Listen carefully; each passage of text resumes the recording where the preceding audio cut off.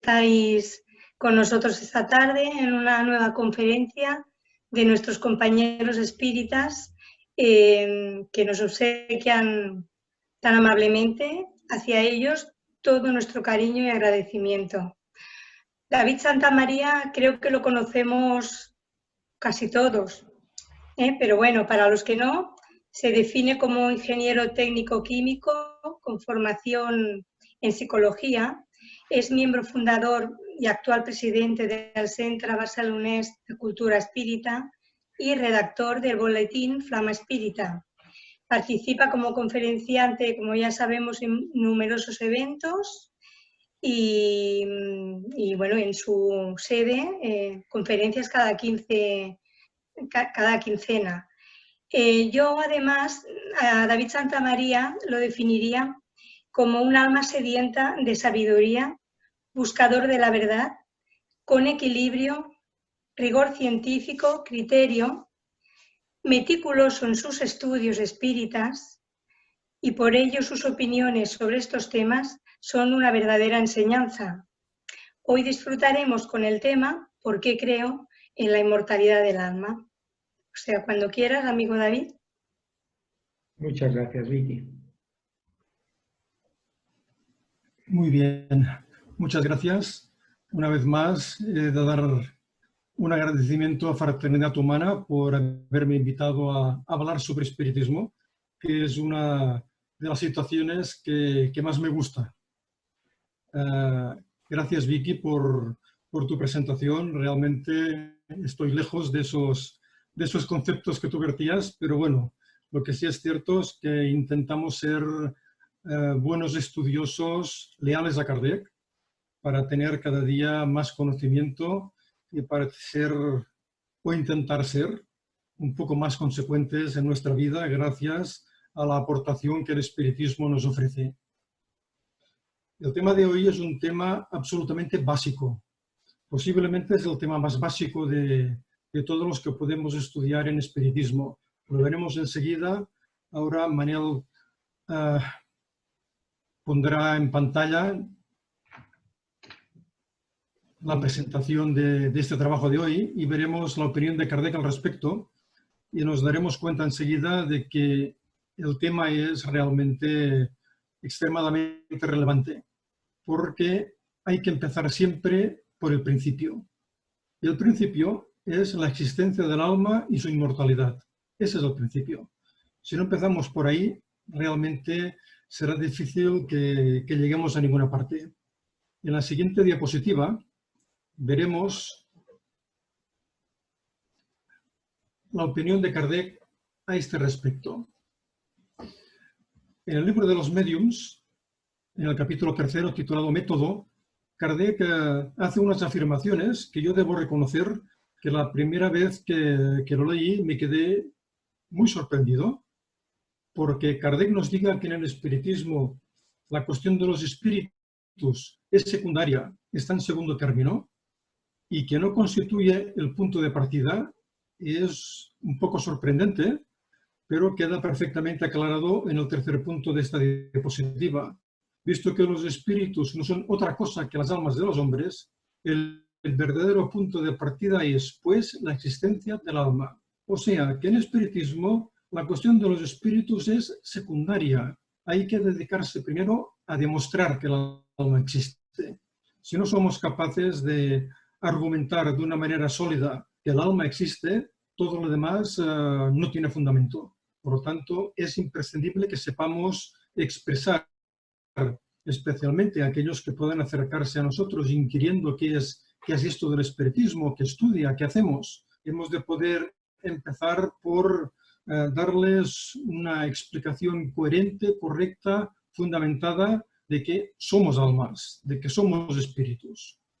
Pasamos a la siguiente diapositiva y seguiremos con Kardec en otro capítulo que solo con el título Kardec ya nos demuestra su sabiduría. En el primer capítulo del libro de los médiums, Allan Kardec lo titula ¿Hay espíritus? Es decir, que hacen la pregunta absolutamente fundamental y básica, ¿pero realmente hay espíritus? Y nos dice que así pues tomamos por punto de partida la existencia la supervivencia y la individualidad del alma, de la cual el espiritualismo es la demostración teórica y dogmática y el espiritismo su demostración evidente. Ciertamente, el espiritualismo, es decir, todas las religiones, aceptan la existencia del alma y casi todas aceptan que el alma vive después de la muerte y que es individual, pero ciertamente no son capaces de llegar hasta las respuestas que es capaz de ofrecernos el espiritismo acerca de dónde existe, por qué sobrevive, por qué somos individuales, dónde vivimos después de la muerte, qué consecuencias tiene nuestra vida material en la vida espiritual, etcétera, etcétera, etcétera. Pasando a la siguiente diapositiva,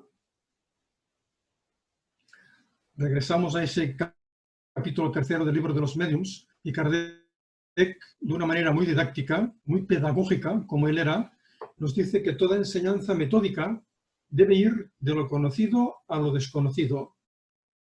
Para el materialista, lo conocido es la materia. Partid pues de ella y tratad ante todo, haciendo que la observe, de convencerlo de que en él mismo existe algo que escapa a las leyes de la materia. Poniéndonos en su propio terreno, probadles en primer término que las leyes de la fisiología son impotentes para explicarlo todo.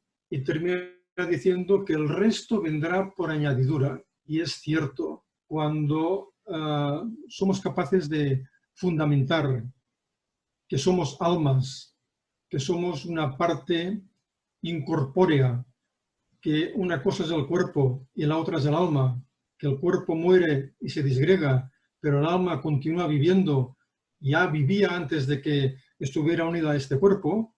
Cuando somos capaces de fundamentarlo y aquellos que se aproximan a nosotros son capaces de entenderlo, entonces realmente se produce un cambio. Y es ahí cuando el resto viene por añadidura. Porque si aceptamos que somos almas, el siguiente paso será aceptar la ley de la reencarnación, seguidamente aceptar la ley de causa y efecto, y a partir de ahí ese resto se va engrandeciendo cada vez más. En la siguiente diapositiva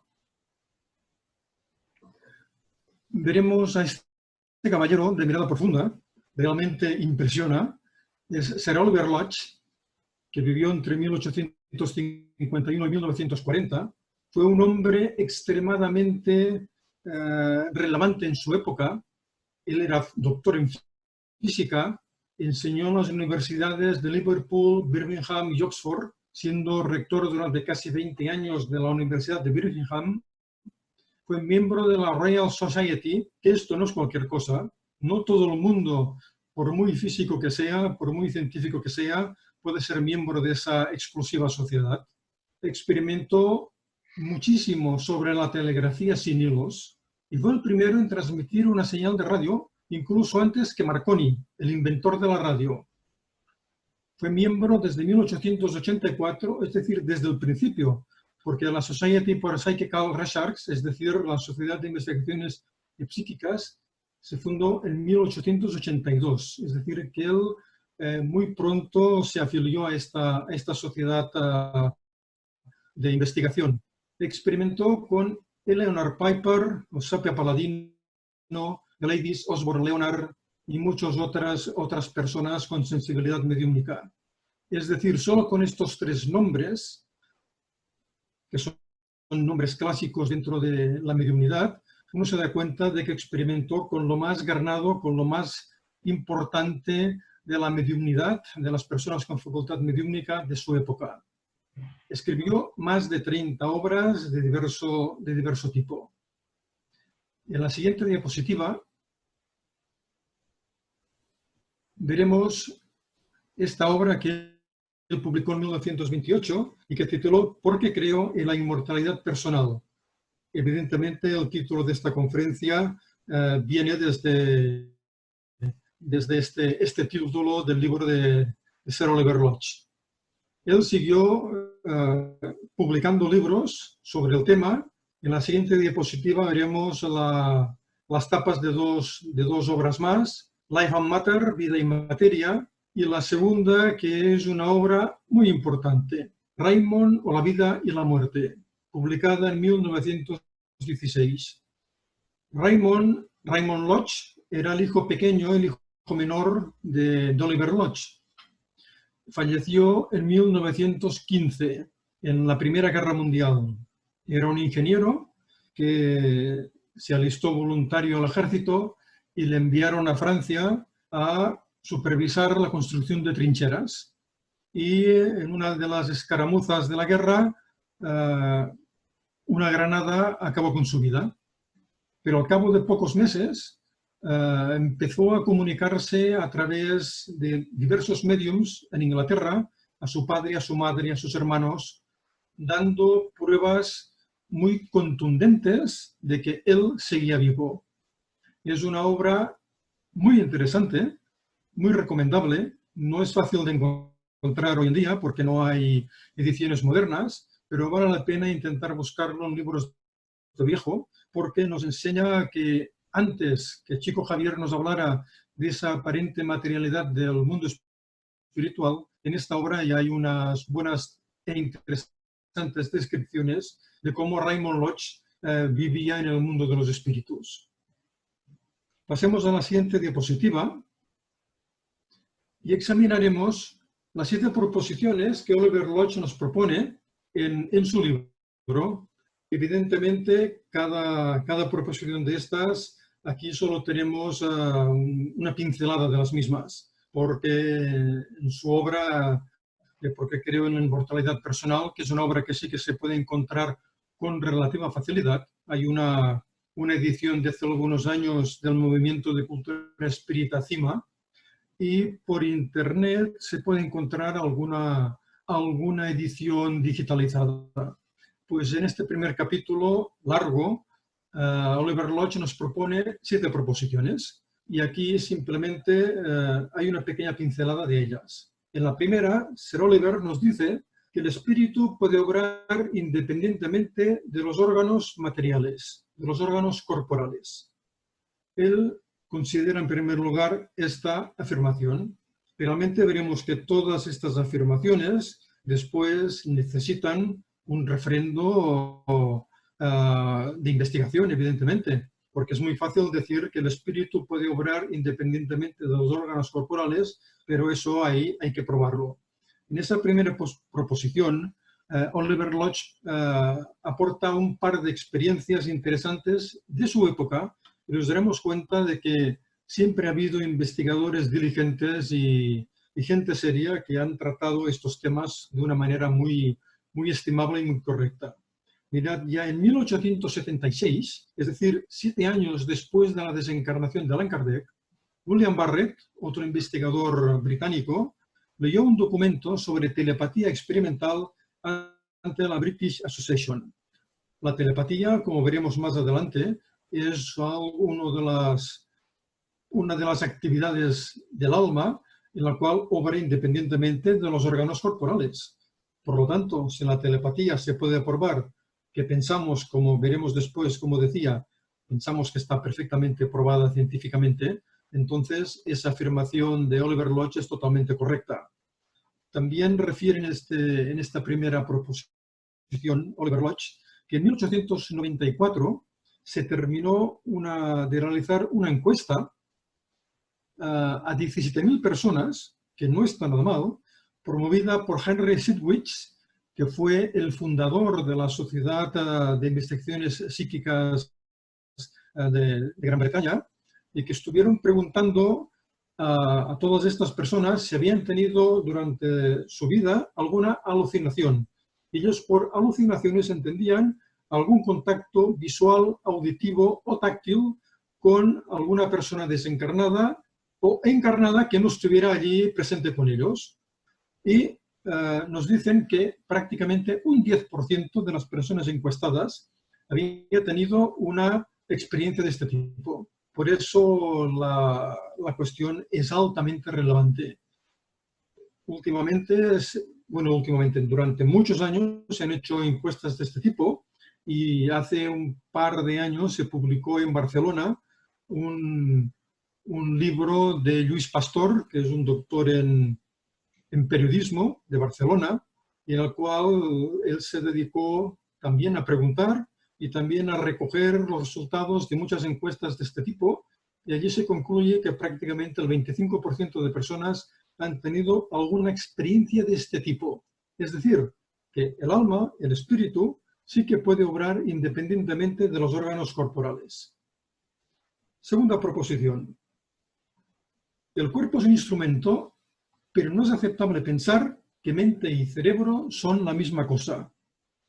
Ciertamente, el cuerpo es un instrumento del alma, un instrumento del espíritu. Pero no es aceptable aceptar, como dicen muchos, que el cerebro no es todo, que alma y cerebro, que mente y cerebro es una sola y misma cosa, que no es demostrable que el alma sea algo aparte del cerebro. Hay un par de conceptos que podríamos aportar, muy curiosos.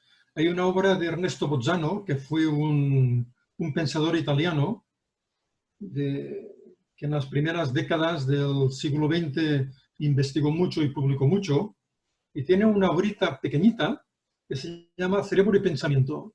Y en esa obra refiere las experiencias que se encontraron algunos médicos cuando hicieron autopsias a algunos enfermos y se encontraron que al hacer la autopsia su cerebro estaba totalmente hecho papilla,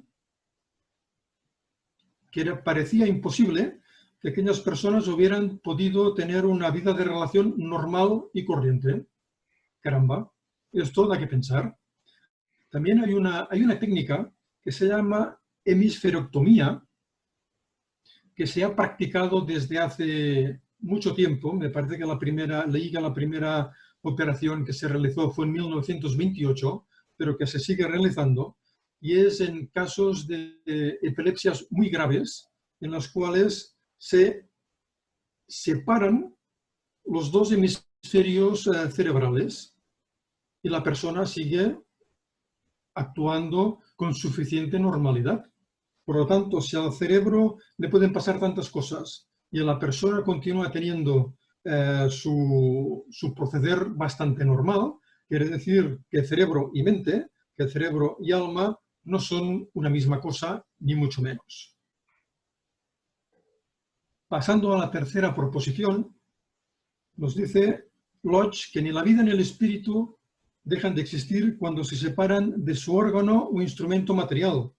Lo único que ocurre, sigue diciéndonos, es que dejan de funcionar en la esfera material del modo que podían hacerlo cuando un instrumento estaba en buenas condiciones.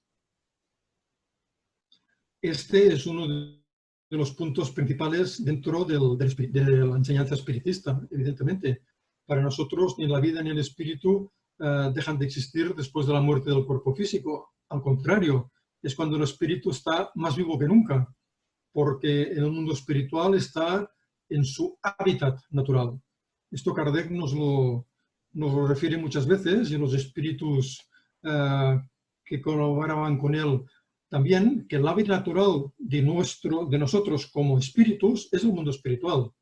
Sin embargo, comprendemos que en nuestros momentos evolutivos actuales necesitamos mucho la vida material para poder aprender, para poder estudiar, para poder experimentar, para poder superar obstáculos, para formarnos como almas, como espíritus, como personas, y para llegar a obtener un gran acervo a nivel moral. Y esto se consigue mayormente en los mundos físicos. Pero el espíritu no deja de existir, no deja de actuar, no deja de pensar, no deja de ser el mismo porque no tenga cuerpo. La cuarta proposición nos dice que un individuo es la encarnación transitoria de algo permanente. Realmente es una definición escueta, pero muy, muy interesante, porque realmente somos la encarnación transitoria de algo permanente. Lo permanente es nuestra alma, nuestro espíritu, y nuestro cuerpo es una encarnación transitoria. En la siguiente proposición vemos una diferenciación que nos hace Oliver Lodge cuando nos dice que el valor de la encarnación estriba en la oportunidad obtenida de este modo para la individualización de una parte de mentalidad específica y gradualmente creciente. Bueno, este texto es un poco enrevesado, ahora intentaré explicarlo un poco mejor, pero sí que quisiera aquí presentar dos términos que se utilizan muchas veces, que yo he visto reflejados en bastantes obras. Uno es la individualidad y el otro es la personalidad. Porque en este texto que he empezado, continúa diciendo Oliver Lodge, después de decirnos que es la individualización de una parte de mentalidad específica y gradualmente creciente, dice además aislándola y privándola de su primitivo ambiente cósmico y permitiéndole desarrollar una personalidad. Personalidad e individualidad no son la misma cosa. La individualidad somos nosotros, nuestro yo, nuestra alma, y la personalidad es nuestra encarnación actual. Son dos aspectos diferentes que muchas veces se utilizan uno por el otro, pero que en determinados libros se concretan muy bien y que vale la pena saber cuál es la diferencia entre ambos conceptos. Y termina diciéndonos Oliver Lodge que el cuerpo es un instrumento magnífico de educación, y es cierto, esto es bien verdad. Aquí cuando nos dice que el valor de la encarnación estriba en la oportunidad obtenida de este modo para la individualización de una parte de mentalidad específica, aquí podríamos llegar a pensar que se encarna solo una parte de nuestra alma. Esto evidentemente es absurdo. Nuestra alma, nuestro espíritu, se encarna en su totalidad.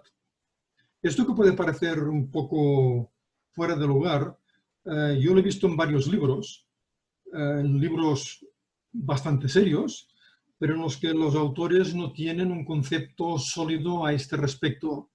Tienen la idea de que aparte de nuestro yo consciente, hay algo más en nosotros mismos que sería como un yo superior, al cual podemos en ocasiones podemos contactar con él para obtener alguna información.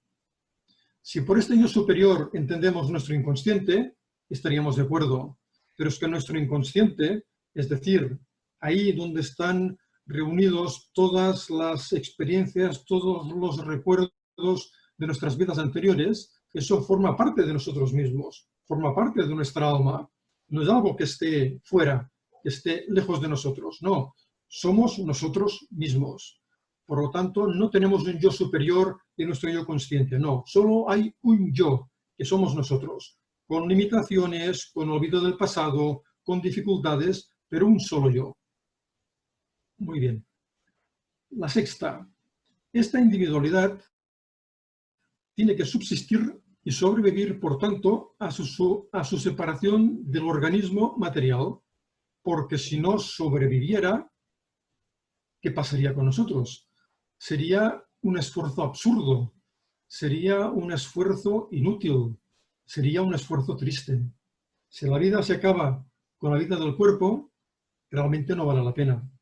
Para algunos, sí, para aquellos que pueden tener una vida material buena, con un entorno socioeconómico suficientemente adecuado, con un cuerpo físico con una salud correcta, pudiendo vivir en un país que nos pueda ofrecer buenas oportunidades culturales, pues aunque solo tuviéramos una vida, diríamos, bueno, mira, tengo solo una vida, pero ha sido correcta, ha sido buena.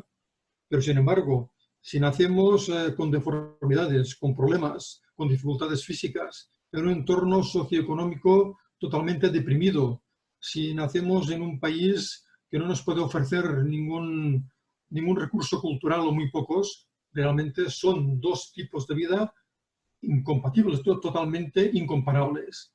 Por ello, es imprescindible que la vida continúe después de la muerte del cuerpo físico. Seguimos insistiendo en que de momento solo estamos examinando estas proposiciones de Oliver Lodge, que después hay que refrendarlas, ciertamente. Y termina en su séptima proposición diciéndonos que hay que afirmar de una manera absoluta, de una manera total, la supervivencia individual. Y hay que ir a buscar, como veremos en la siguiente diapositiva,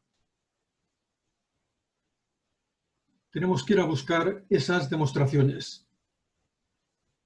En la siguiente diapositiva nos dice que debemos guiarnos por los hechos observados y establecer, si es que podemos hacerlo, la supervivencia de lo que ahora llamamos el alma individual, no por medio de argumentos, sino con hechos reales. ¿Cómo se puede llevar esto a cabo?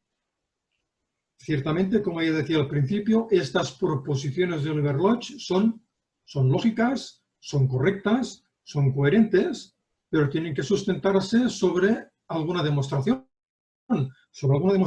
material, podríamos decir, porque si no, no pasan de ser bellas palabras que muchos pueden tildar de fantasías. Por lo tanto, hay que ir a buscar esos hechos sobre los que podamos sustentar, que puedan soportar la demostración real de la existencia del alma y su supervivencia después de la muerte. En su libro, Oliver Lodge habla de la telepatía, clarividencia, nos habla de la mediunidad, nos habla de la psicometría y alguna otra fenomenología, pero en las siguientes diapositivas veremos un espectro un poco más amplio de lo que Oliver Lodge menciona en su libro. ¿Qué elementos de convicción podemos tener? Podemos referirnos a fenómenos materiales, a fenómenos objetivos, anímicos, a fenómenos subjetivos, a argumentos antropológicos, a aportaciones mediúmnicas y a algunas reflexiones lógico-morales. Vamos a empezar en la siguiente diapositiva por los fenómenos materiales. Aquí tenemos casas encantadas, poltergeist, materializaciones, aportes, escritura y voz directas, sematología y tipología, tanto basculante como alfabética, y biocorporeidad. Hoy en día realmente estos elementos, estos fenómenos materiales, no son tan defendibles, tan argumentables como lo eran en tiempos de Kardec, en tiempos de Oliver Lodge, en tiempos de Ernesto Bozzano. Hoy en día, con las posibilidades técnicas, es tan fácil simular determinadas situaciones que se hace difícil poder sustentar la argumentación que ha hecho antes Oliver Lodge únicamente sobre los fenómenos materiales. Sin embargo, a lo largo de la historia ha habido experiencias bien documentadas, bien estudiadas, que pueden servirnos perfectamente como argumentario, porque en aquel momento no tenían las posibilidades de comunicación, de manipulación, de la ayuda de la electrónica que tenemos hoy en día, que tenemos en este momento. Pero en aquel momento, en aquel tiempo, las casas encantadas y los fenómenos de poltergeist realmente eran algo extremadamente llamativo, que en una casa se movieran los objetos, les tiraran piedras, todos los armarios cayeran por el suelo, los muebles se movieran y cosas de este tipo, pues francamente debía ser espectacular y debía llamar extremadamente la atención. Como digo, hoy en día esto ya no sería tan sencillo de poder argumentar, pero en aquel momento seguro que debía ser muy espectacular. Asimismo, los fenómenos de materialización. Hubo sabios de gran renombre, como William Crookes, como Charles Richet y como muchos otros, que se dedicaron a estudiar el fenómeno de las materializaciones. Allan Kardec, en el libro de los Mediums, nos habla no ya de las materializaciones a través de ectoplasma, sino de las apariciones tangibles, que son también algo muy impactante. Decíamos al principio de la conferencia que en 1894 se terminó aquel censo de alucinaciones que Henry Sidgwick y sus colaboradores realizaron sobre 17.000 personas. Posteriormente se han hecho muchos más exámenes de este tipo y todos han dado como resultado un 10%, 20%, 25% de personas que confesaban que habían tenido alguna experiencia de este tipo durante su vida, que habían visto a un familiar fallecido, que venían casi siempre a darles un mensaje positivo, a decirles, estoy bien, no te preocupes, no tengo problema, sigo encontrándome perfectamente. Y desaparecían. Aspectos de este tipo, fenómenos de este tipo, hay más de los que nos pensamos. El problema es que muchas personas que han tenido experiencias de este calibre no se atreven a comentarlas. Tienen vergüenza de decirlo y tienen recelo para que no las tomen por locas. Por lo tanto, cuando se hace una encuesta anónima, es mucho más fácil que las personas tengan más facilidad para poder comentar sus experiencias. Los fenómenos de los aportes. Hoy en día un fenómeno de aportes sería muy difícil de que se aceptara, porque hay tanto truco, hay tanta facilidad para hacer engaños visuales, que sería muy difícil que un fenómeno de aportes o de transporte, como le denominaba Kardec, realmente tuvieran una importancia grande en este momento. En aquel entonces sí, porque que en un lugar cerrado apareciera un objeto que no estaba allí, caramba, esto tenía que dar que pensar y mucho. Igualmente que la escritura y voz directas, hoy son fenómenos que prácticamente no conocemos, pero en aquel momento que agarraran dos pizarras y las juntaran y las ataran y dentro previamente hubieran colocado una tiza y que después al abrir las dos pizarras encontraran un mensaje escrito, caramba, eso es una prueba muy contundente de que alguien, que no es alguien físico, ha escrito allí. Y el fenómeno de voz directa, que en el mundo anglosajón fue bastante habitual, he leído en algunas oportunidades la reseña de alguna de aquellas manifestaciones mediúmnicas y explican que utilizaban una especie de embudo y que ese embudo se elevaba sobre los circunstantes de la reunión mediúmnica y que a través de allí los espíritus modulaban su voz. Ciertamente ha de ser un fenómeno impactante. Hoy en día no tendría mucha importancia realmente, aunque fuera real, porque sería muy difícil de que lo aceptaran, porque los investigadores y casi todo el mundo nos diría que es un truco electrónico. Después también la sematología y la tiptología basculante y alfabética, es decir, las mesas que daban mensajes, eso también era algo muy relevante. Hoy en día supongo que no nos darían mucho caso con este tipo de fenomenología, pero realmente había algunas que eran ciertamente impactantes. Recuerdo haber leído en el libro Lo invisible de Leon Denis, que reseña una serie de experiencias con una visita en la cual algunas personas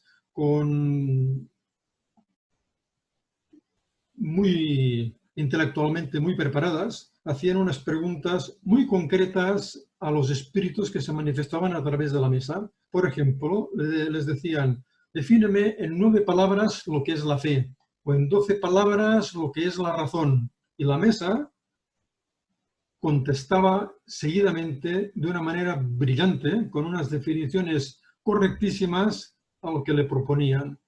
Era algo que no podía ser preparado, que no podía ser un fraude. Por lo tanto, debía ser también muy relevante y muy demostrativo. Y el fenómeno de bicorporeidad, que este es más difícil de demostrar, pero a lo largo de la historia, especialmente en el contexto religioso, ha habido algunas reseñas interesantes al respecto, y en las cuales, por un lado, estaba el cuerpo, y en otro lugar distante el espíritu se manifestaba materializado. Pero bueno, son aspectos históricos que en su momento fueron buenas pruebas y que ahora por lo menos nos sirven, evidentemente, para poder argumentar que en aquel momento no había la capacidad ni la posibilidad que existe hoy en día para realizar trucos y engañar a aquellos que puedan estar experimentando con este tipo de fenómenos. Bien, pasemos al siguiente grupo de fenómenos. Aquí tenemos la telepatía, la clarividencia, la psicometría, la precognición, la psicocinesis, las manifestaciones de moribundos, las enfermedades psicosomáticas, y también podemos referirnos, aunque sea brevemente, a las dificultades del animismo. Como decía al principio, la telepatía, la clarividencia y la precognición son tres facultades anímicas que están científicamente comprobadas. A veces cuando desde el ámbito espiritista hacemos esta afirmación contundente, hay personas que se extrañan, porque no es nada habitual escuchar en ninguna parte que nadie venga a explicar que la telepatía y la clarividencia y la precognición son fenómenos comprobados de una manera científica, y ciertamente lo son. Lo que pasa es que casi nadie lo sabe. Pero a partir de 1931, en la Universidad de Duke, en Carolina del Norte, el profesor William McDougall, a quien le ofrecieron recursos económicos suficientes para organizar el primer laboratorio de parapsicología oficial, pudo contratar a un joven biólogo de nombre Joseph Rhine, el doctor Rhine, quien con otros colaboradores se dedicó a diseñar una serie de pruebas en las cuales demostró, a través de la experimentación con las famosas cartas Zener, demostró que la telepatía, la clarividencia y la precognición, y podemos añadir la psicocinesis, que me la había olvidado antes, se pueden comprobar matemáticamente. Él realizó miles de pruebas, tanto en telepatía como en clarividencia y en psicometría, en precognición y en psicocinesis. Y después pudo hacer cálculos matemáticos sobre los resultados de esas pruebas. Los cálculos matemáticos demostraban que los resultados superaban muchísimo a las expectativas del azar.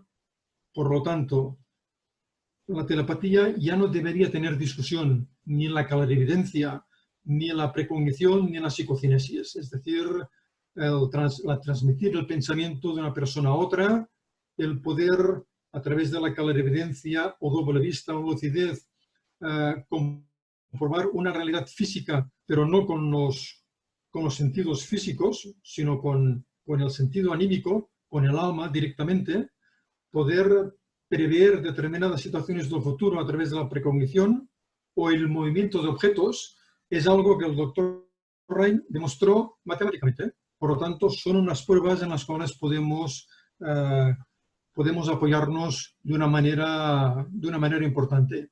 Es cierto que en su época hubo otros experimentadores que no estuvieron de acuerdo con él, con el doctor Rhine, y que dijeron que sus cálculos no eran correctos, etcétera, etcétera. Pero sí que eran correctos. Siempre ha habido contradictores al respecto. Oliver Lodge los tuvo, había compañeros suyos que pensaban que Oliver Lodge ya no era el mismo, que aquel brillante científico que había estudiado la telegrafía sin hilos de una manera tan intensa no podía haber caído en una situación como aquella de pensar que hay espíritus y que pueden comunicarse a través de mediums. ¡Qué absurdo! También William Crookes, cuando obtuvo la materialización de un espíritu que se llamaba Cathy King a través de la medium Florence Cook. William Crookes es uno de los máximos científicos que ha habido en el Reino Unido, un hombre inteligentísimo. Pues también le dijeron de todo, que si se había enamorado de la medium, que si le habían engañado absolutamente, etcétera, etcétera. Pero William Crookes nunca renunció a la bondad de aquellas experiencias que él había realizado con Florence Cook. Por lo tanto, siempre ha habido personas absolutamente contradictorias. Más modernamente también Ian Stevenson, que estudió casos de niños que recordaban encarnaciones anteriores, también tuvo mucha contradicción por parte de sus colegas. Siempre lo ha habido y siempre lo habrá. Pero lo que hay que hacer es experimentar de una manera seria, con si pueden haber resultados objetivos mejor que mejor, y si podemos comprobarlo matemáticamente como hizo el doctor Rhine, pues todavía mejor. Los fenómenos de psicometría también son fenómenos extremadamente llamativos. Son esos sensitivos, es una variación de la clarividencia, son sensitivos que agarrando un determinado objeto de una persona viva o muerta, son capaces de establecer una conexión con el subconsciente de aquella persona o de aquel espíritu y dar unas informaciones fidedignas sobre él. También tenemos las manifestaciones de moribundos, que están muy bien reseñadas en la literatura anglosajona. Todos hemos oído decir o hemos leído en alguna oportunidad que ha habido personas que o a través de sueños o a través de visiones han recibido la impresión de que un familiar o un amigo acababa de morir y después se comprobaba que realmente había muerto. Aquel espíritu que acababa de desencarnar había sido capaz de mandar ese mensaje telepático con tal fuerza que había sido capaz de impactar en su familiar o en su amigo simplemente para manifestar que estaba en ese trance de dejar el cuerpo físico. Y las enfermedades psicosomáticas también son un aspecto que yo creo que nos dan una buena argumentación para demostrar que el alma y el espíritu actúan sobre la materia, en este caso sobre la materia de nuestro propio cuerpo físico. Hoy en día las enfermedades psicosomáticas están a la orden del día.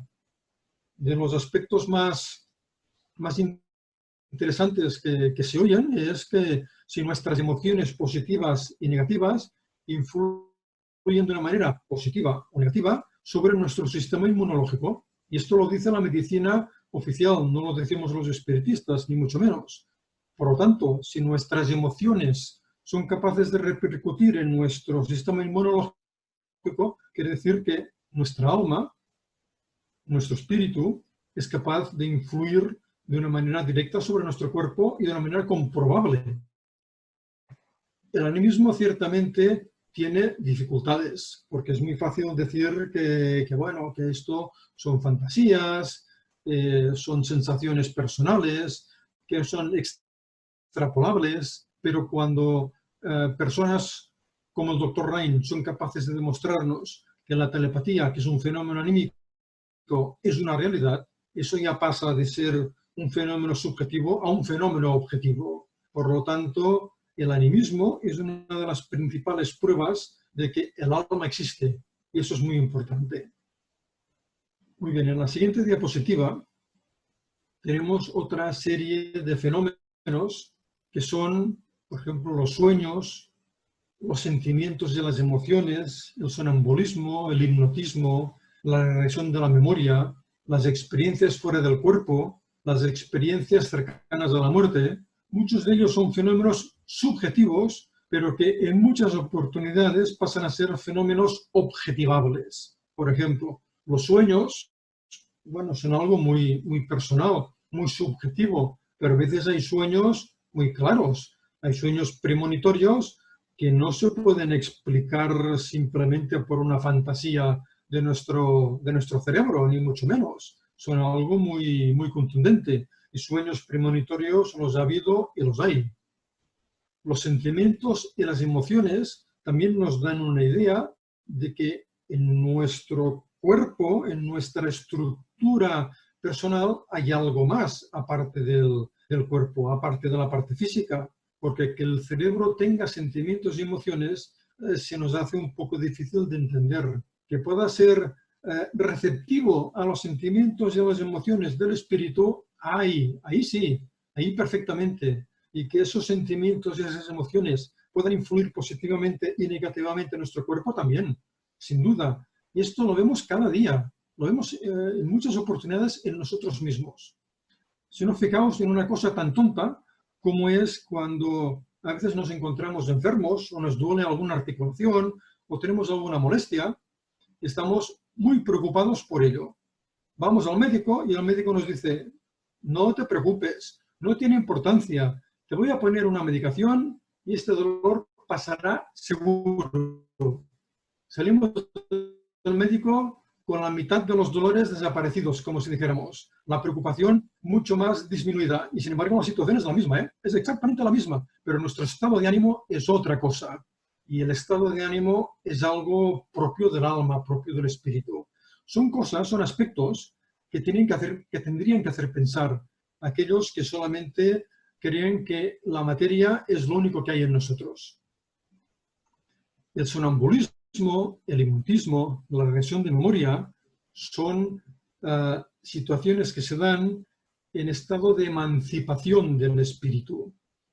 Y esas informaciones que se obtienen, esos resultados que se obtienen, caramba, tienen que dar que pensar y hacernos ver que realmente ahí hay algo más, que lo que se está manifestando en ese momento no es el cerebro, sino que es algo más, y ese algo más para nosotros es el alma, especialmente en la regresión de memoria, en las experiencias fuera del cuerpo, en las experiencias cercanas a la muerte. Ahí hay algo más aparte del cuerpo físico.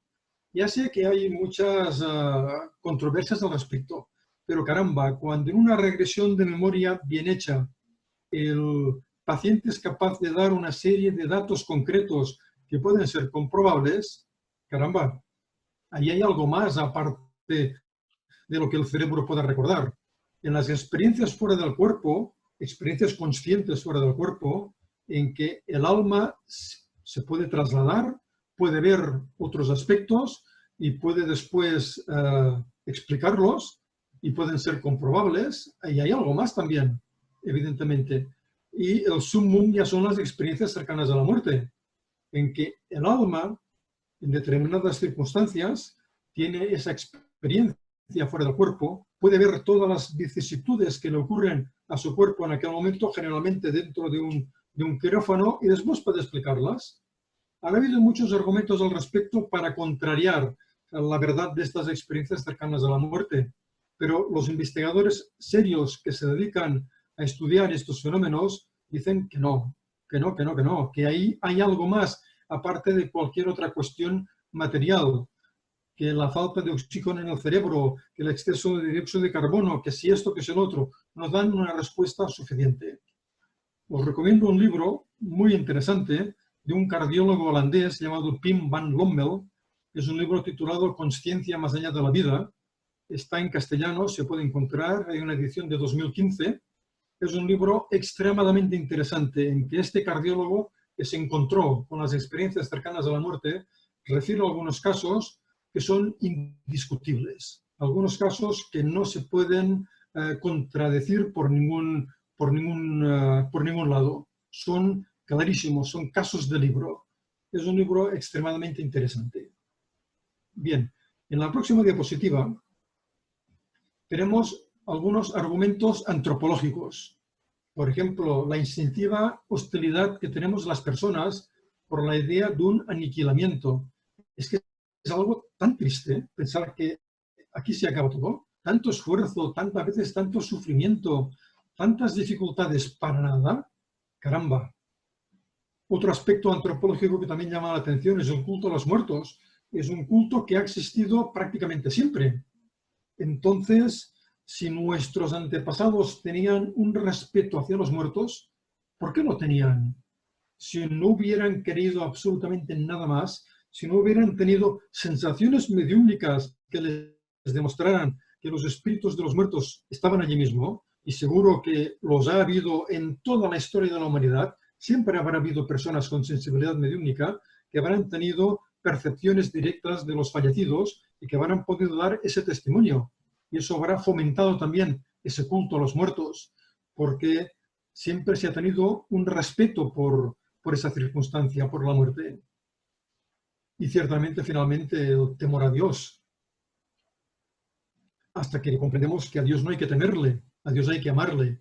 Pero bueno, históricamente ha habido siempre un temor a Dios de que no nos castigara después de la muerte. Caramba, aunque sea un concepto erróneo, también nos da un argumento antropológico más para creer que muchas personas a lo largo de la historia de la humanidad sí que han sentido, tal vez de una manera errónea, pero han sentido que la vida no terminaba con la vida física. Además, es un aspecto que las religiones lo han enseñado y casi parece milagroso, entre comillas, que todo el mundo no lo haya entendido así.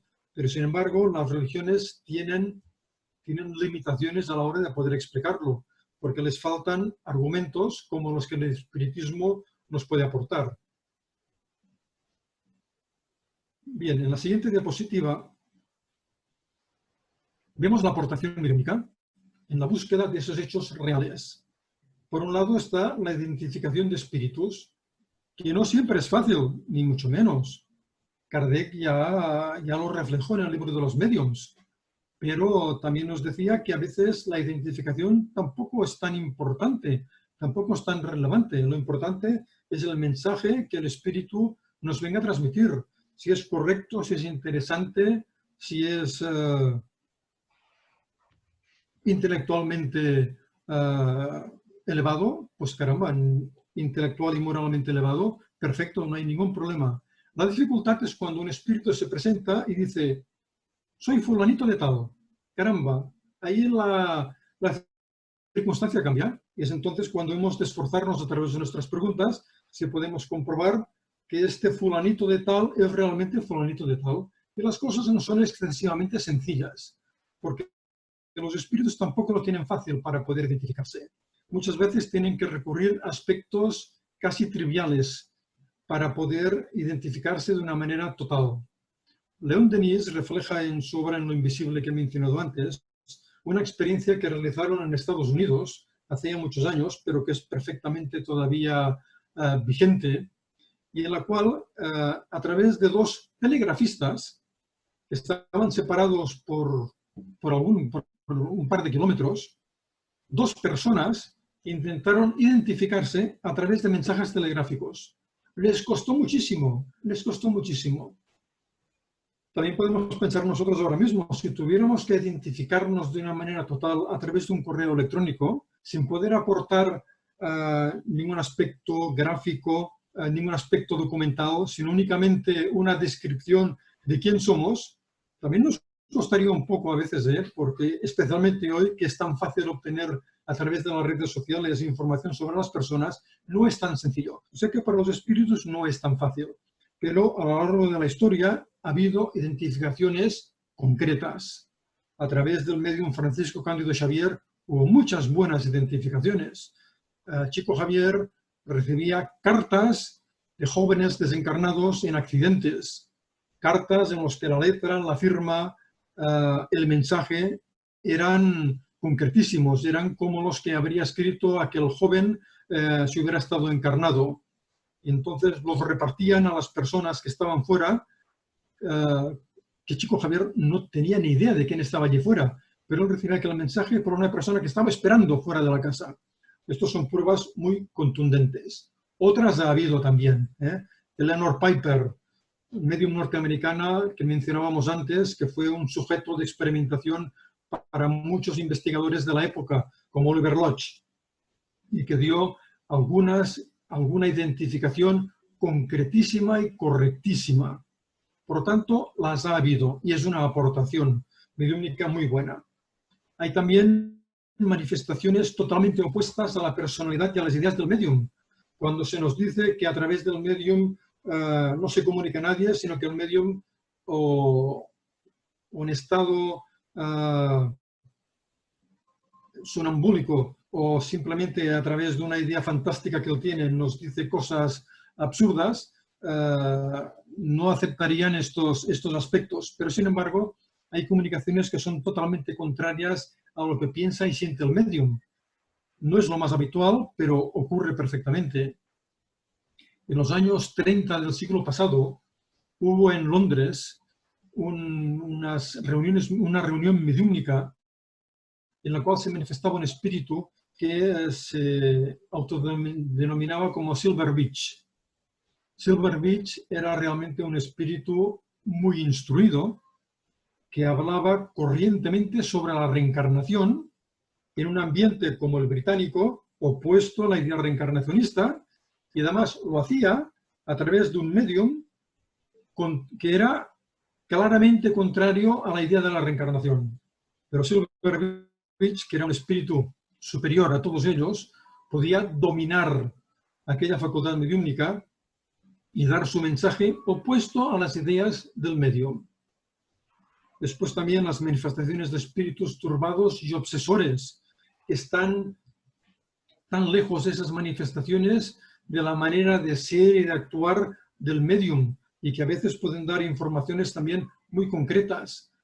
Como un medium tendría una fantasía tan tremenda de poder dar comúnmente comunicaciones de espíritus turbados y obsesores, con historias y situaciones tan diferentes.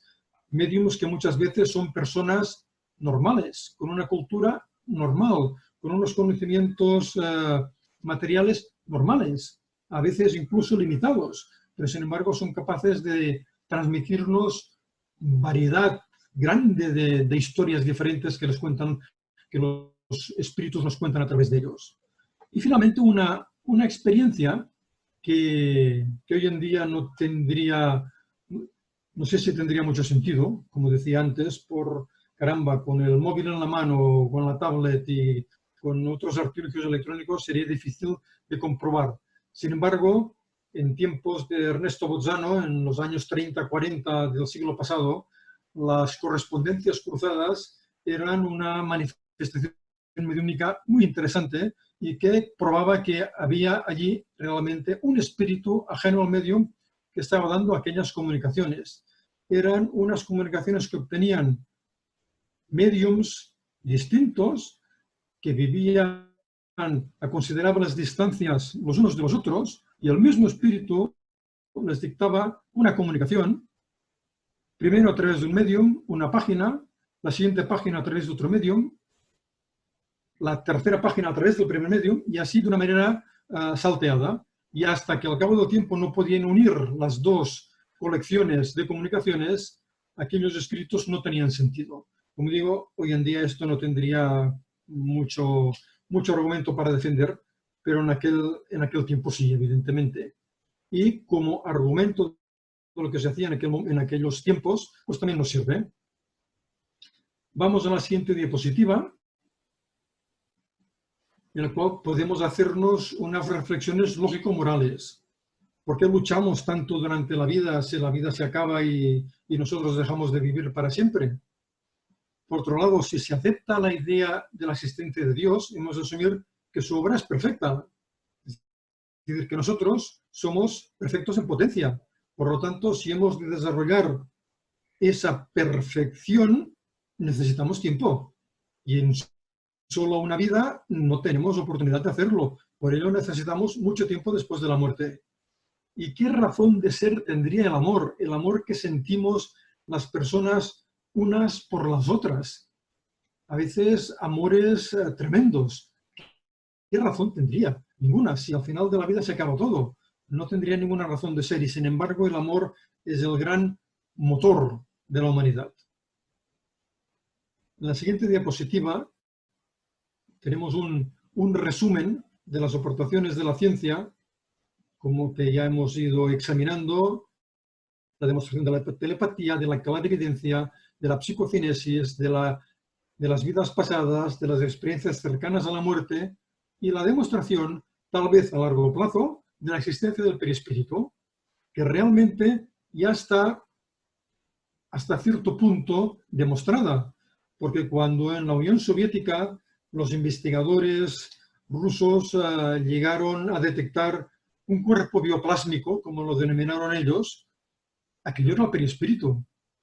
Lástima solo por este aspecto, que aquella situación se terminara, porque claro está, después de la disolución de la Unión Soviética, aquellos investigadores no pudieron continuar investigando por falta de recursos. Pero un día a otro, sea a través de la kirliangrafía y de otras técnicas que posteriormente se han desarrollado, o sea la física directamente, se van a encontrar con el perispíritu, porque el perispíritu al fin y al cabo es materia, y por ello esos investigadores algún día u otro llegarán a encontrárselo, y si se encuentran el perispíritu, caramba, esta investigación de la existencia del alma dará un paso de gigante. Y vamos a terminar con un par de diapositivas en ella la conclusión de Oliver Lodge, que nos expone que su convicción es que las pruebas ya asequibles bastan para demostrar que el carácter y la memoria individuales subsisten, que las personalidades que han abandonado esta vida siguen existiendo con el conocimiento y la experiencia aquí conseguidos, y que bajo determinadas condiciones, solo en parte conocidas, nuestros difuntos amigos pueden demostrarnos la verdadera e individual supervivencia de su ser. Si Oliver Lodge estuviera hoy encarnado y tuviera que escribir algo parecido, yo creo que aprovecharía perfectamente esta diapositiva, porque es así mismo. Las pruebas que están asequibles en este momento ya nos dan una idea real de que la memoria individual subsiste, de que el alma es una realidad y que sigue viviendo después de la muerte. Y terminemos con la última diapositiva.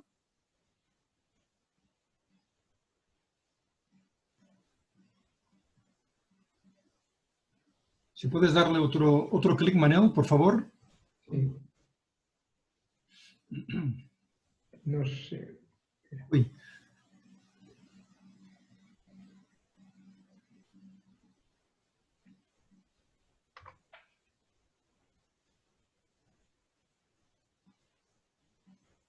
Es como si... Bueno, no te preocupes, no te preocupes. Ya lo explico yo de viva voz.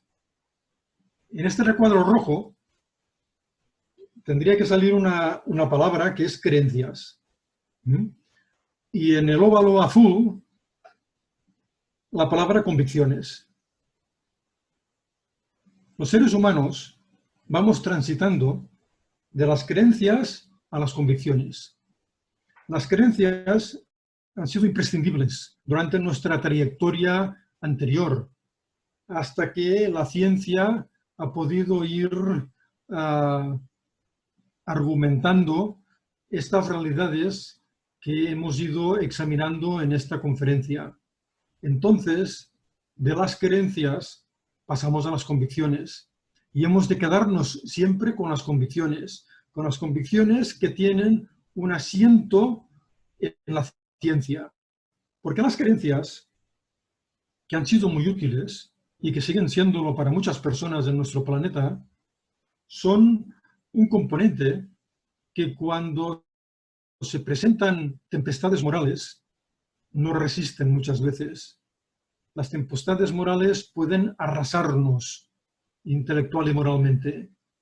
Y en ese momento las creencias zozobran. Sin embargo, las convicciones, si están bien enraizadas en nuestro espíritu, las convicciones realmente aguantan cualquier tormenta que se nos pueda presentar, cualquier tormenta material o moral que se pueda presentar. Porque son convicciones que están fundamentadas en la experiencia, en nuestras experiencias anteriores. Por lo tanto, hemos de sustentarnos lo más posible en esas convicciones, en la convicción que tenemos de la existencia de Dios, en la convicción que sentimos de que somos realmente almas que tenemos un cuerpo y que seguiremos viviendo después de la muerte, y que siempre nos encontramos en el mundo material con las experiencias más necesarias para nuestro crecimiento personal, lo cual nos hace tener una actitud más conforme con las situaciones que vivimos, pero trabajando con ahínco y con esfuerzo para superarlas. Es decir, hay que ser resignados, pero luchando por superar las situaciones que se presentan. O sea que las convicciones son lo que realmente necesitamos. Y terminamos aquí. Muchas gracias por vuestra atención y por vuestra presencia en esta conferencia. Muchas gracias, David, por la magnífica conferencia. Y ahora abrimos el turno de preguntas que, tal como he comentado al inicio, se formalizarán a través del chat. Por tanto, empezamos ahora el turno de preguntas y a medida que vayan entrando las preguntas, yo te las iré trasladando. Vale. Un momento.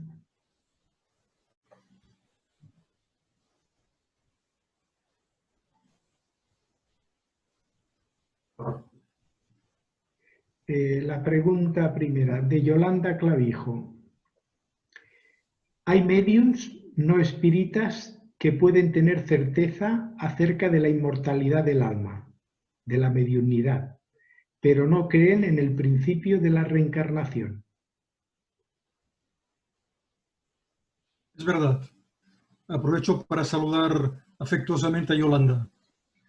Bueno, es cierto que hay mediums que no son espiritistas, que no creen en la inmortalidad y que reciben fenomenología que tendría que hacerles pensar. Digamos que están en un proceso. Es una lástima que esa fenomenología que tienen en sí mismos no les lleve a pensar que hay vida después de la muerte, que continuaremos teniendo otras experiencias, que volveremos a reencarnar en el mundo material y que esas reencarnaciones son realmente lo que necesitamos. Los espiritistas anglosajones, hoy en día, algunas personas amigas de nuestro centro que han tenido oportunidad de viajar a Gran Bretaña de una manera más o menos regular, me dicen que ya no se da tanto esa descreencia en la reencarnación, pero sí que es verdad que históricamente no aceptaban la idea de la reencarnación, no les costaba mucho aceptar la idea de la reencarnación y han tenido mediums excelentes que recibían comunicaciones de espíritus que tampoco creían en la reencarnación. Y esto es algo que todavía nos sorprende más, porque uno piensa, bueno, que un medium puede tener la idea equivocada de que la reencarnación no existe, a pesar de que esté recibiendo comunicaciones de espíritus que en alguna oportunidad le digan que ellos sí que han pasado por la reencarnación, piensas, bueno, este medium pues todavía no está maduro y no tiene las ideas suficientemente claras. Pero que un espíritu que se manifieste a través de estos mediums o a través de un medium espiritista también podría ser, y que dijera que la reencarnación no existe, aún sorprende más. Pero sorprende hasta cierto punto, porque al fin y al cabo los espíritus, no por el hecho de morir, de que muera nuestro cuerpo y pasar nuevamente al mundo espiritual, no sabemos ni más ni menos. Si aquí pensábamos que la reencarnación es una tontería, que es una patraña, allí seguiremos pensando lo mismo, hasta que llegue el momento en que nos apercibamos por las pruebas que nos vayamos encontrando que la reencarnación es ciertamente una realidad. Como decíamos muchas veces, la muerte no nos transforma, no nos hace ni mejores ni peores, ni más inteligentes, ni más sabios, ni más torpes, ni más ignorantes. Somos exactamente como éramos, con las mismas manías, las mismas obsesiones y las mismas ideas. Por lo tanto, bueno, esos mediums ya llegará el día en que lo entenderán, porque el argumento que se ofrece sobre estas cuestiones por parte de estas personas que no aceptan la reencarnación, a pesar de aceptar la mediunidad, es que continuamos evolucionando en el mundo espiritual. La respuesta, bueno, tiene un cierto recorrido, pero muy corto. Podríamos aceptarlo si realmente todas las personas tuviéramos encarnaciones, esa primera y única encarnación fuera equivalente. Es decir, que no haya uno que nazca en Nueva York, otro en Barcelona y otro en Somalia y otro en un lugar remoto, sino que todos tuviéramos las mismas oportunidades de salud, de trabajo, de estudios y de todo. Pero esto no pasa. Hay personas que sufren mucho, que lo pasan muy mal, y personas que están muy bien. Por lo tanto, si no es a través de la idea de la reencarnación, no se sostiene la idea. Por ello, estos espíritus, cuando desencarnen, acabarán dándose cuenta de que realmente la reencarnación es una ley imprescindible para nuestro aprendizaje. Siguiente pregunta de José Campos. ¿Qué opina de los mediums reales que ni siquiera han oído hablar de Kardec? ¿Has escuchado bien? Perdona, Manuel, ¿podrías repetirme? Es que al principio no lo he entendido bien, no lo he escuchado bien. De José Campos. ¿Qué opina de los mediums reales que ni siquiera han oído hablar de Kardec? Bueno, están pasando una experiencia. Tienen en sí mismos una prueba fehaciente de que la vida después de la muerte continúa. Si tienen interés por hacer las cosas bien, intentarán informarse e intentarán aprender. Hoy en día esto es muy fácil. Hace 50 años era mucho más complicado. Hoy en día uno se sienta delante del ordenador o agarra el teléfono móvil y puede preguntar centros espiritistas en cualquier parte del mundo. O información sobre espiritismo. Encontrará de todo, evidentemente. Entonces hay que saber ir buscando. Pero hoy en día encontrar información es posible. Hay que tener interés y hay que observar a aquellos grupos, a aquellas personas que tengan una seriedad, un contexto correcto y coherente. Vemos, hemos encontrado, nos han explicado, yo creo que todos nos habremos encontrado en esta situación, personas con facultades mediúmnicas tremendas, con una eclosión mediúmnica impresionante, pero que sin embargo no atienen a razones, que no quieren informarse, que no quieren saber nada. Y uno se queda muy sorprendido cuando se encuentra con personas que presentan esta situación.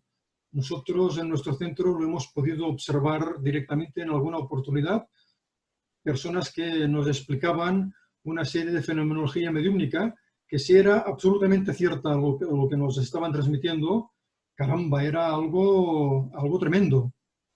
Y sin embargo, cuando les explicabas lo que debían hacer, lo que deberían hacer para canalizar correctamente esa facultad mediúmnica, ya no volvían. Cuando les explicabas pues, que era imprescindible formarse, que era imprescindible conocer la parte teórica de la mediunidad, que era imprescindible predisponerse seriamente a realizar reuniones mediúmnicas de una manera periódica, bueno, se marchaban y no volvían. Porque lo que estaban buscando era una pastilla que les pudiera solventar aquella situación. Y el espiritismo no tiene pastillas.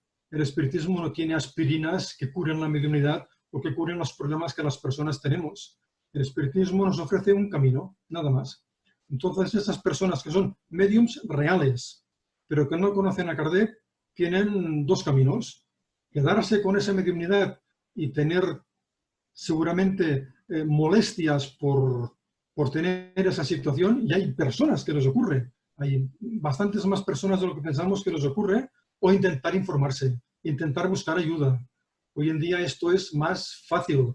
Y si uno lo hace de una forma realmente interesada, con ganas de salir adelante, yo también estoy convencido que los amigos espirituales también echan una mano al respecto y nos pueden orientar intuitivamente para que podamos llegar a algún lugar en el cual nos puedan orientar. Yo a veces, no sé, algunas personas me han explicado de qué manera se enteraron que existía un centro espiritista. Y te quedas sorprendido que a través de un libro que encontraron por casualidad y allí hallaron la dirección de un centro espiritista y tuvieron que esforzarse buscando al editor para que les diera la dirección. Claro, no estoy hablando de hoy en día, sino de 30 o 40 años atrás. Y lo conseguían. Cuando hay interés, el mundo espiritual también ayuda. Y eso yo creo que hay que estar convencidos de ello. Siguiente pregunta, de Josep María. ¿Los mensajes recibidos por medios electrónicos, qué opinión te merecen? Bueno, ciertamente es muy interesante. Es extremadamente interesante. Si realmente algún día se llegaran a poder obtener manifestaciones mediúmnicas a través de medios, no mediums, medios electrónicos, sería una prueba contundente. Si no fuera imprescindible la actuación de un medium. Pero sin embargo, hasta el momento esto no se ha dado. Hace 20 o 25 años hubo un movimiento muy interesante en Radio Luxemburgo, que unos investigadores que habían recibido unas instrucciones de un ingeniero desencarnado para construir un equipo electrónico para recibir comunicaciones mediúmnicas a través de ese equipo electrónico. Y llevaron ese equipo electrónico a Radio Luxemburgo para que los técnicos de esa emisora pudieran examinarlo a fondo. Y cuando estuvieron convencidos que allí no había ni trampa ni cartón, pues pudieron realizar algunas comunicaciones a través de ese medio, pero era necesaria la presencia de un medium de efectos físicos, según comentaban. Después eso se terminó, ya no se ha ido a hablar más del asunto. Seguro que hay algún investigador que no conocemos que debe intentar algunas experiencias de este tipo. Yo creo que son muy interesantes y muy convenientes y se pueden llevar a cabo sin ningún género de dudas. Aún recuerdo, supongo que casi todos vosotros habréis visto la película Ghost, que ya tiene unos cuantos años, pero sin embargo sigue siendo un gusto volver a verla. Hace poquito la vi otra vez por televisión y esa escena en la que el espíritu se manifiesta a través de ordenadores dando un mensaje directo, dices, caramba, es que esto ha de llegar a poder ser. Esto sería una manifestación física de un espíritu actuando directamente sobre un teclado de un ordenador. ¿Esto puede ser? Supongo que sí, ¿por qué no? En las condiciones adecuadas, con el medio adecuado, con el entorno idóneo, no tendría por qué no ser posible. Y ojalá algún día pudiera realizarse algunas experiencias de este tipo en un entorno correcto. Muy bien. Siguiente pregunta de Josep María. La precognición, conocer lo que todavía no es muy turbador. ¿Qué opinas? Opino lo mismo. Es muy turbador. Es absolutamente turbador, sin duda. Pero sin embargo pasa. Y esto es la realidad. A veces creo que esas precogniciones pueden ser previsiones. Es decir, un espíritu desencarnado, con mucha más información que nosotros, puede ser capaz de hacer una determinada previsión sobre un determinado acontecimiento. Y esto es algo que todos nosotros hacemos de una manera continua, muchas veces sin darnos cuenta. ¿A quién no le ha pasado estar comentando con una tercera persona sobre fulanito de tal que mira, ahora quiere hacer esto? Y nosotros decimos, esto no lo va a hacer, no va a ser capaz. Estamos haciendo una previsión. Y muchas veces no nos equivocamos. ¿Por qué? Estamos utilizando la información que tenemos sobre aquella persona. Pues entonces imaginémonos un espíritu desencarnado, un espíritu superior, instruido, que tenga toda la información necesaria, puede hacer una previsión que posiblemente pueda ser real. Hasta ahí lo entiendo. Pero a veces hay algunas precogniciones que son tan sorprendentes por su sencillez que nos desarbolan, caramba, no somos capaces de explicarlas bien. Leí hace tiempo en un libro de la doctora Thelma Moss, que fue una investigadora en parapsicología de los años 70 en Estados Unidos, un libro que se llamaba Las probabilidades de lo imposible, un libro muy interesante, y allí reflejaba un sueño premonitorio de una mujer que asistía a una terapia psicoanalítica y que por lo tanto tenía que anotar todos sus sueños cuando los tenía. Y anotó un sueño sencillo. En ese sueño se vio a sí misma que iba a buscar trabajo, tenía que ir a una entrevista de trabajo, y cuando llegó allí, la mujer de recepción le dijo, el profesor tal no está aquí, tiene que ir usted aquí al lado, seguir un pasillo y la tercera puerta a la izquierda. Al día siguiente, esta mujer fue a la entrevista de trabajo y se encontró exactamente con esto. Y dices, caramba, caramba, caramba. Otra también así, muy sencillita, y además que le ocurrió a alguien con un gran prestigio, como el filósofo Schopenhauer. Cuenta Schopenhauer que un día por la mañana se encontró a dos de sus criadas muy excitadas y le contaron, no, es que esta me dice que la mancha que ha aparecido esta mañana en su despacho, ella la había soñado. Y fueron al despacho y estaba la mancha en el suelo mancha de tinta que ella había soñado. Y dices, caramba, son tonterías prácticamente, pero son precogniciones. ¿Quiere decir esto que el futuro está escrito? No, el futuro no está escrito. ¿Pero hay personas que pueden tener una percepción del futuro? Sí, pero el futuro sigue sin estar escrito. ¿Cómo se concilia un aspecto con el otro? No lo sé. Son dos circunstancias verdaderas, pero que no comprendemos bien el nexo de unión entre ambas. Por lo tanto, hemos de quedarnos que son dos circunstancias verdaderas y que la precognición es algo que es un fenómeno que nos da una idea de que hay algo más aparte del cuerpo físico que está actuando. Mirad, una anécdota que me contó mi amigo Josep Casanovas, que fue el presidente fundador del Centro Barcelonés de Cultura Espírita. Él, en los años, principios de los años 70, participó en unos cursos que un sacerdote llamado... Ay, caramba, claro, no me acordé de cómo se llamaba aquel sacerdote. No me acuerdo. Bueno, era un sacerdote que hacía... Sí, García Quevedo, se llamaba Quevedo. Óscar González Quevedo, si no me falla la memoria. Pues bueno, era parapsicólogo, pero lo negaba todo. Negaba que todo, quería que todo era debido a las facultades propias de la persona física. Y José participó y me decía, y cuando llegó a explicar el tema de la precognición, tuvo que admitir que no tenía ni idea de cómo se procesaba aquello. Pues bueno, nosotros decimos lo mismo, no sé cómo se procesa, pero sé que las dos cosas son reales. Hay alguien que tiene esa previsión o esa percepción, pero al mismo tiempo el futuro no está escrito porque lo vamos escribiendo nosotros. Además, tengamos en cuenta que esas predicciones no siempre se cumplen. Muchas veces no se cumplen. Hace algunos años, 20 o 30 años atrás, había una asociación en Estados Unidos que se dedicaba a preguntar a todos los videntes más o menos profesionales que había en el país, al final de año, que les hicieran una previsión para el año siguiente.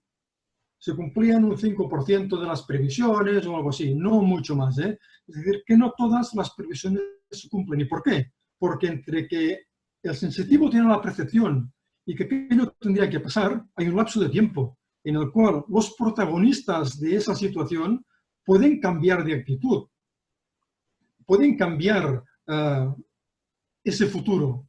Por lo tanto, hay muchas percepciones que no se cumplen, no porque el medium nos esté engañando, sino porque ha habido una variación en el tiempo. Como digo, es una de las situaciones más difíciles de entender y más turbadora, pero hemos de aceptar que es una realidad, sin duda. Muy bien. Siguiente pregunta, reflexión de Rosa. Muy interesante también sería tratar el tema de las personas que han aportado a la ciencia y a la cultura grandes novedades a través de contactos con el más allá, como Nikola Tesla, que sin él y sin sus múltiples inventos anteriores, Marconi no hubiera podido inventar la radio. Es una pregunta a reflexión, si quieres añadir algo. Sí, sin duda, sin duda. Muchísimos investigadores han tenido percepciones o intuiciones o ayudas del mundo espiritual, muchas veces sin que ellos se dieran cuenta. Ya explicó el profesor Izpura en una de las conferencias que se organizó también por parte de Fraternidad Humana, la experiencia del químico alemán Kekulé, que soñó con la estructura de la molécula del benceno, que en aquel momento era muy difícil de poder imaginar una molécula que fuera cíclica. Entonces él soñó con una serpiente que se mordía la cola y cuando despertó fue capaz de trasladar esa sensación al contexto científico y descubrió cómo era aquella molécula que él estaba buscando desde tanto tiempo. Pues seguro que desde el mundo espiritual, ingenieros, físicos, químicos, médicos, desencarnados, con mucha información, con muchas posibilidades de transmitir información, buscarán en el mundo material a científicos encarnados que estén investigando aquellas áreas del interés de esos espíritus y a los cuales ellos puedan aportarles también su conocimiento a nivel intuitivo o tal vez a través de sueños. No les van a dar la solución completa ni mucho menos, pero sí que les podrán intuir y orientar sobre lo que deben hacer. Seguro que en este aspecto la colaboración del mundo espiritual es constante, es continua, sin duda, sin duda. Siguiente pregunta de un numérico del 0555. ¿Existen investigaciones para saber si los animales y cuál de ellos poseen alma o espíritu como las personas? Buena pregunta, muy interesante. A ver, los animales tienen, digamos que un proyecto de alma, o un alma más rudimentaria que la nuestra, por decirlo de alguna manera, ¿eh? O tienen un principio inteligente que todavía no se ha desarrollado. Algunos pensadores llegan a afirmar que es en los reinos más inferiores de la naturaleza, reino mineral, después vegetal, animal, para acabar en el reino hominal, y en esos reinos inferiores es donde se gestan las primeras experiencias del principio inteligente. Y Allan Kardec, en el ítem 607 del Libro de los Espíritus, también sus espíritus colaboradores le vienen a decir algo así, que es en esas circunstancias cuando el alma se ensaya en la vida. Es ahí donde nos vamos a través de millones de años, donde ese proyecto de espíritu se va forjando. Y que en el mundo animal ese proyecto de espíritu está mucho más despierto, mucho más vivo que en los mundos anteriores, sin ningún género de dudas. Allí hay algo que está aprendiendo posiblemente a nivel emocional, a nivel de sensaciones, está aprendiendo una serie de experiencias sin tener ninguna responsabilidad de lo que hace, por terrible que pueda ser a veces, sin tener ningún género de responsabilidad, para que cuando acabe ese periplo en el mundo animal, ser transformado en espíritu humano. ¿Cómo se produce esto y dónde se produce esto? No tenemos respuesta a ello. Seguro que en el mundo espiritual tienen sus recursos propios para poder producir ese cambio tan importante del espíritu, entre comillas, animal a espíritu humano. Siguiente pregunta de José Campos. ¿En qué ocasiones se priva a un medium de esa facultad y quién puede hacerlo? Bueno, yo creo que pueden hacerlo los espíritus que le acompañan, los espíritus que mal llamamos guías, los espíritus protectores, los espíritus que colaboran con esa facultad mediúmica. Si lo quieren oportuno, si tal vez por motivos de salud, pueden retirar o pueden amenguar esa capacidad mediúmica. No podemos olvidar que la facultad mediúmica tiene un asiento físico, ya sea en el cuerpo físico y o también en el perispíritu. Por lo tanto, ellos pueden actuar perfectamente directamente sobre esta estructura y poder menguar totalmente la sensibilidad mediúmica si lo creen conveniente. Como digo, tal vez por problemas de salud. También Kardec en el libro de los médiums se refiere que médiums que hayan utilizado su facultad de una manera errónea, de una manera equivocada, les puede ser retirada por parte de esos espíritus colaboradores. Es posible, pero también es posible que continúen con su facultad equivocándose y generando consecuencias negativas para su futuro. Cada situación hemos de comprender que es diferente. La situación de cada espíritu es distinta y las necesidades también, y los merecimientos también. Habrá espíritus que merecerán por su pasado y por su disposición de ánimo que en un momento determinado, que tal vez no tengan las ideas muy claras, se les puede retirar temporalmente o totalmente la facultad mediúmica. O también a veces la facultad mediúmica es un punto de entrada en el estudio del espiritismo. Yo recuerdo hace muchos años que un amigo nuestro nos decía que él cuando tenía 14 y 15 años veía a los espíritus perfectamente, perfectamente. Y que sin embargo cuando empezó a estudiar el espiritismo, aquellas percepciones desaparecieron. Es posible que él tuviera una cierta disposición y que sus espíritus protectores creyeran oportuno activarle esa visión espiritual para llamarle la atención, para que se interesara por el estudio. Una vez conseguido esto, posiblemente en esta encarnación él no debía necesitar desarrollar una facultad mediúmnica y simplemente la desactivaron y ya está. Siguiente pregunta.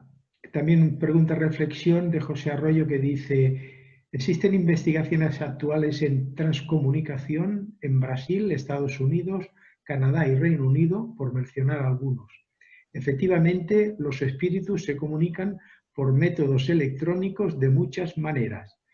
Y relacionada con esta pregunta también te hago la siguiente, que viene a decir: ¿esa máquina sería una versión electrónica de una tabla de Ouija? Mira, es una buena comparación. No se me hubiera ocurrido. No es una mala comparación. O de una mesa basculante.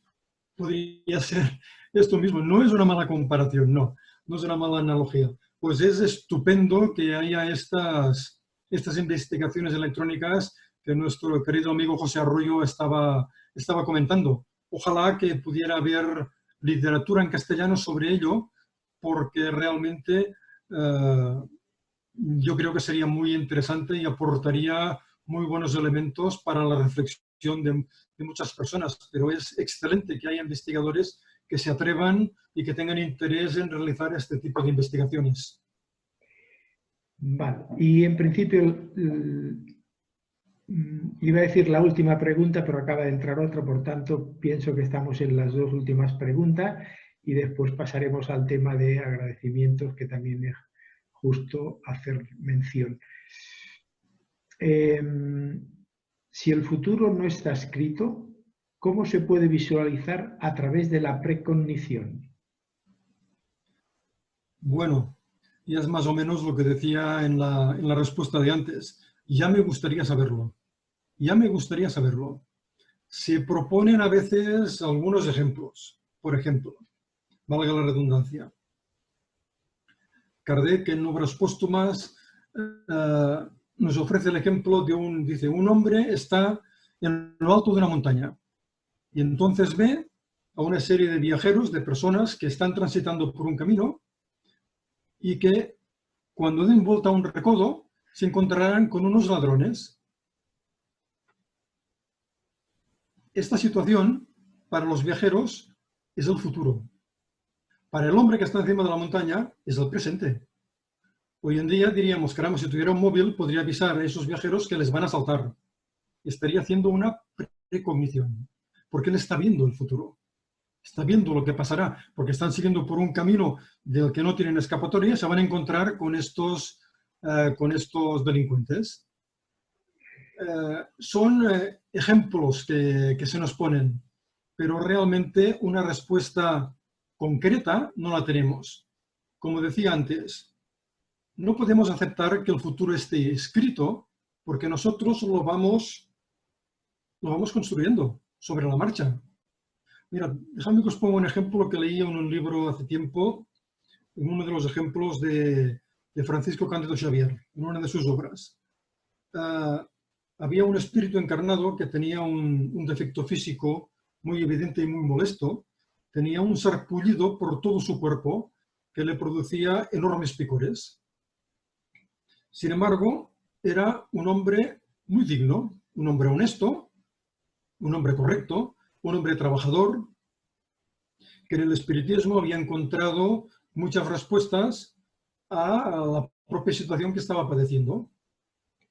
Y entonces sus espíritus protectores comentan a través del medium que les había sorprendido de una manera agradabilísima que este hombre encarnado, que este espíritu encarnado, había tenido una actitud que no se esperaban, una actitud extremadamente positiva y que por ello había sido capaz de equilibrar muchas situaciones, algunas situaciones desagradables e incorrectas de su pasado, que habían tenido como consecuencia ese defecto físico y que ellos pensaban de una manera idónea que esa molestia física le remitiría bastante en esta encarnación porque había hecho merecimientos suficientes para ello.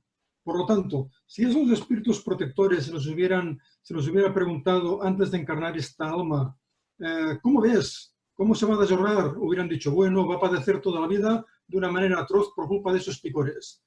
Y sin embargo, al final, no se dio exactamente esto, porque este espíritu supo trabajar de una manera correcta durante su vida. Por eso, ¿los espíritus protectores engañaban? No, ellos tenían esa previsión. Sin embargo, este hombre, a través de sus acciones, construyó un futuro distinto. O sea, repito y termino con este tema. El futuro no está escrito, lo escribimos nosotros, pero hay personas que tienen esa capacidad de ver el futuro. Ambas cosas son reales.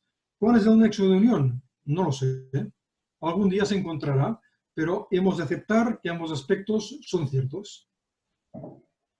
Bueno, y ahora sí, última pregunta. Dos preguntas en una. Dice, ¿los virus tendrán ese principio inteligente? Lo pregunto por aquello de que aún no se ponen de acuerdo en decir si tienen o no vida.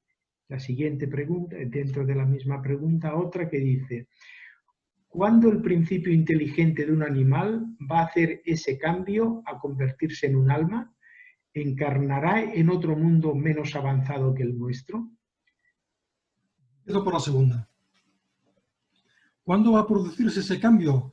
No lo sé, cuando haya cumplido todas las encarnaciones necesarias para obtener la experiencia que pueda atesorar en el mundo animal. Entonces se producirá ese cambio que seguramente se debe dar en el mundo espiritual o tal vez en otro planeta. Lo más probable es que se dé en el mundo espiritual. Y que es posible que esa primera encarnación se dé en otro planeta tal vez más atrasado que el nuestro. Es posible, es perfectamente posible.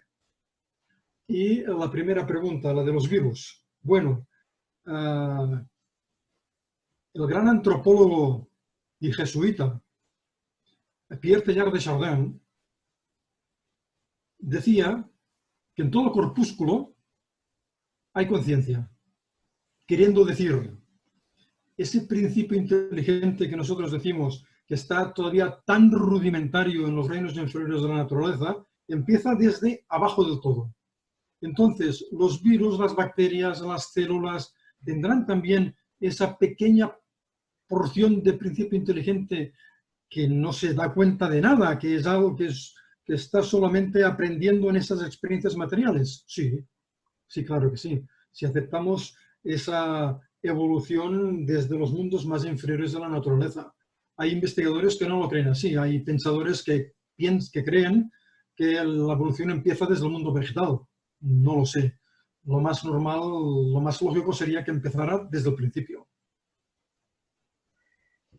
Muy bien, David. Bueno, pues el turno de preguntas ya se ha finalizado y paso, porque es de justicia, al turno de agradecimientos y felicitaciones. De Rosa, muchas gracias por sus aportaciones. Ha sido una conferencia muy amena e interesante. Josep María, felicidades por la conferencia. Un saludo. Muchas gracias, David, por esta conferencia muy aclaratoria. De María, muchas gracias, David, por esta magnífica conferencia. De Josep María, muchas gracias, David, como siempre, con rigor, equilibrio y mucho estudio, nos has hecho muy entendedores muchos aspectos del tema de hoy. De Vicky, excelente conferencia. Has puesto todos los puntos y referencias con mucha claridad. Muchas gracias, David. Muchas gracias, David, por contagiarnos tu clara convicción en la inmortalidad del alma y por compartir tu estudio profundo sobre el tema. Excelente conferencia de José Arroyo. Excelente conferencia, David. Clara, metódica y precisa. Te felicito y continúa adelante. De Víctor da Silva. Felicitaciones, David. Buena e interesante exposición. Continuamos. De De Daniel, felicitaciones David por tu exposición. Desde Guatemala te enviamos un saludo muy especial.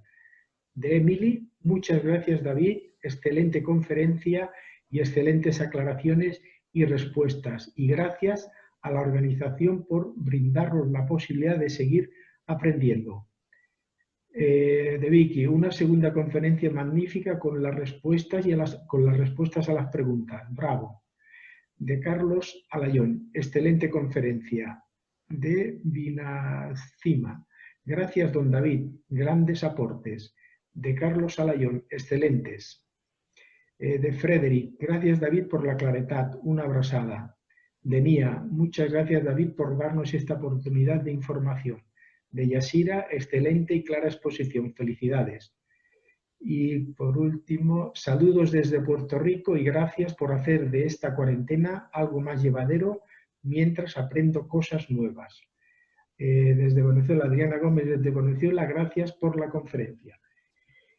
Muchas gracias por vuestra amabilidad. Muchas gracias.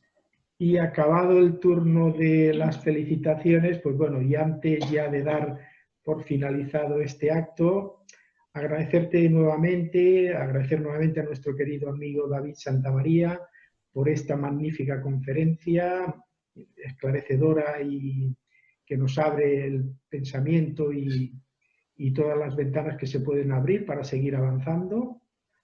Y gracias por tu amabilidad y generosidad y disponibilidad siempre para con nosotros y que te agradecemos profundamente. Muchas gracias a vosotros